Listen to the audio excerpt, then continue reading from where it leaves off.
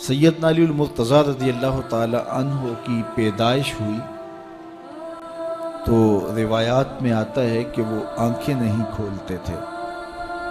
حضور مبارکباد دینے گئے اور اپنے بھائی کو دیکھنے گئے تو ان کی والدہ حضرت فاطمہ بنت اسد رضی اللہ تعالی عنہا نے کہا، بیٹا پیدا تو ہوا ہے لیکن پریشانی یہ ہے کہ آنکھیں نہیں کھولتا۔ تو آقا کریم علیہ السلام نے اپنا لعاب حضرت علی المرتضیٰ کے منہ میں ڈالا تو مولا علی نے آنکھیں کھول لی۔ گویا سیدنا علی المرتضیٰ رضی اللہ تعالی عنہ نے آنکھیں کھولی تو پہلا جلوہ رخ والضحیٰ کا دیکھا۔ اس رخ نور کو دیکھا۔ اللہ اکبر، قربان جائیں سیدنا علی المرتضیٰ کی آنکھوں پر، جس کا پہلا نظارہ رخ محبوب تھا، اور پھر بچپنے کی عمر حضور کی قربت میں، حضور کی صحبت میں، حضور کی تربیت میں بسر۔ آقا کریم علیہ السلام جب اللہ کے حکم سے اعلان نبوت فرمایا تو سیدنا علی المرتضیٰ رضی اللہ تعالی عنہ نے ایمان لانے والوں میں سر فہرست اپنا نام لکھوایا، اور آقا کریم علیہ السلام کے ساتھ پھر ہر محاذ پہ کھڑے ہوئے نظر آئے۔ سیدنا علی المرتضیٰ فرماتے ہیں کہ رسول رحمت نبی اکرم صلی اللہ علیہ وآلہ وسلم نے ارشاد فرمایا کہ اے علی، تیری مثال حضرت عیسیٰ کی ہے۔ حضرت عیسیٰ کا ماجرا یہ تھا کہ ان سے دو طرح کے لوگوں کا معاملہ ہوا اور دونوں گمراہ ہوئے۔ ایک وہ جنہوں نے حد سے زیادہ ان سے محبت کی اور اس قدر بڑھا چڑھا دیا کہ انہیں اللہ کا بیٹا قرار دے دیا، اور دوسرے یہودی تھے جو اس قدر بغض رکھا سیدنا عیسیٰ علیہ السلام سے کہ ان کے قتل کے درپے ہوئے، ان کی ماں پہ تہمت لگائی۔ سیدنا علی المرتضیٰ فرماتے ہیں کہ میرے حضور نے فرمایا تیری مثال بھی حضرت عیسیٰ کی، تیرے معاملے میں آ کر بھی دو لوگ برباد ہوں گے، ایک محبت کی وجہ سے برباد ہوں گے، ایک بغض کی وجہ سے برباد ہوں گے۔ ایک محبت میں ایسے افراط کریں گے، اس قدر محبت میں تجاوز کر جائیں گے، حد سے بڑھ جائیں گے کہ وہ کہیں گے تیرے بارے جو نہیں کہنا چاہیے۔ حتیٰ کہ سیدنا علی المرتضیٰ رضی اللہ تعالی عنہ کی محبت میں لوگوں نے تمام صحابہ پر سب و شتم کو جائز سمجھ لیا، اور ایک طبقہ ایسا بھی ہے جو سیدنا علی المرتضیٰ رضی اللہ تعالی عنہ کو خدا اور الہ کہتا ہے۔ یہ نصیری سیدنا علی المرتضیٰ رضی اللہ تعالی عنہ کو الہ کہتے ہیں، علی اللہ کا نعرہ لگاتے ہیں۔ ایک طبقہ محبت میں تجاوز کر کے اس قدر جو ہے وہ سیدنا علی المرتضیٰ کے بارے میں اعتقاد قائم کرتا ہے کہ وہ گمراہی کے گڑھے میں جا گیا، اور ایک طبقہ وہ ہوگا جو تیرے ساتھ بغض رکھ کے برباد ہوگا۔ سیدنا علی المرتضیٰ رضی اللہ تعالیٰ عنہ کا نام بھی گوارا نہیں ہوگا۔ سیدنا علی المرتضیٰ کا نام لیا جائے تو طبیعت میں بے چینی اور اضطراب پھیل جائے گا۔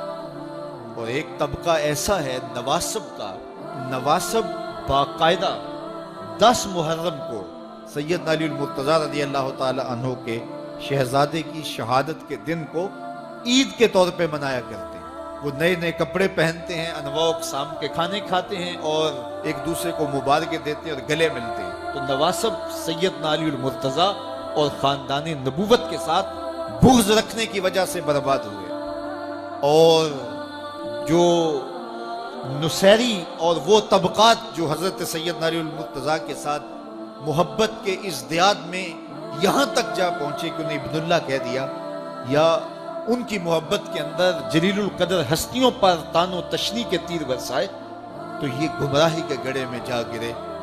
تو میں کہتا ہوں انہیں مبارک ہو جو سیدنا علی المرتضیٰ رضی اللہ تعالیٰ عنہ کے ساتھ وہ پیار کرتے ہیں جو شریعت اسلامیہ، شریعت بیضا کا تقاضا ہے، جس سے رسول اللہ کی آنکھیں بھی ٹھنڈی ہوتی ہیں، اصحاب رسول کی آنکھیں بھی ٹھنڈی ہوتی ہیں، اور اہل بیت رسول کے دلوں کو بھی قرار پہنچتا ہے۔ اہل بیت نبی کے گھر والے ہیں، اور صحابہ نبی کے در والے ہیں۔ ہم کہتے ہیں گھر والوں تمہیں بھی ہمارا سلام اور در والوں تمہیں بھی ہمارا سلام. کتنے لوگ تھے جو ہمارے ساتھ چلتے ہوتے تھے. آپ ذرا اپنے ذہن پہ زور دیں. بچپن کے دوست، کلاس فیلوز، کاروباری ساتھی، گلی محلے کے لوگ، رشتہ دار، اعزاء و اقربا، آباء و اجداد، اور کتنے لوگ آپ کے مخالفین، معاندین، یہ ساری فہرست ذہن میں لائیں تو ایک دم خیال پڑتا ہے فلاں بھی چلا گیا، فلاں بھی چلا گیا. کوئی سال کے بعد اچانک کوئی بات یاد آتی ہے تو یاد آ جاتا ہے، کوئی 6 ماہ کے بعد یاد آتا ہے. کئی ایسے لوگ ہیں کہ سال ہا سال بعد یاد، ہاں وہ بھی ہوتا تھا. مٹی کا رزق بن گئے، قصہ پارینہ بن گئے. کہانی تو اتنی سی ہے نا، جو اکڑ اکڑ کے چلتے تھے آج وہ مٹی کا رزق بن گئے. جو اپنے بدن پہ چٹکی مٹی بھی نہیں پڑنے دیتے تھے آج ان کے کفن بھی تار تار ہو گئے.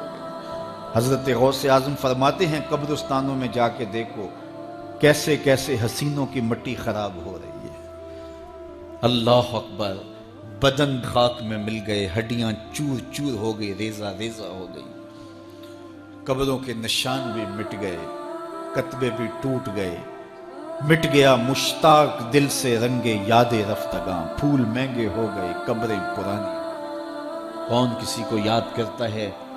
اور اسی طرح ہم مل کے مٹی کا رزق بننے والے ہیں، لیکن کوئی ایسا کام چھوڑ جائیں گے، اپنے رب سے جڑ جائیں گے، اپنے رب کے بندوں سے جڑ جائیں گے، رسول کریم کے دامن کو تھام لیں گے تو پھر موت بھی مرنے نہیں دے گی. پھر سر خرو اور سر بلند ہوں گے، پھر عزتوں کے تاج سروں پہ رکھے جائیں گے، وقار کی مسند پہ بٹھائے جائیں گے. فقیر نام تنا دا باؤ، قبر جنا دی جیوے ہو.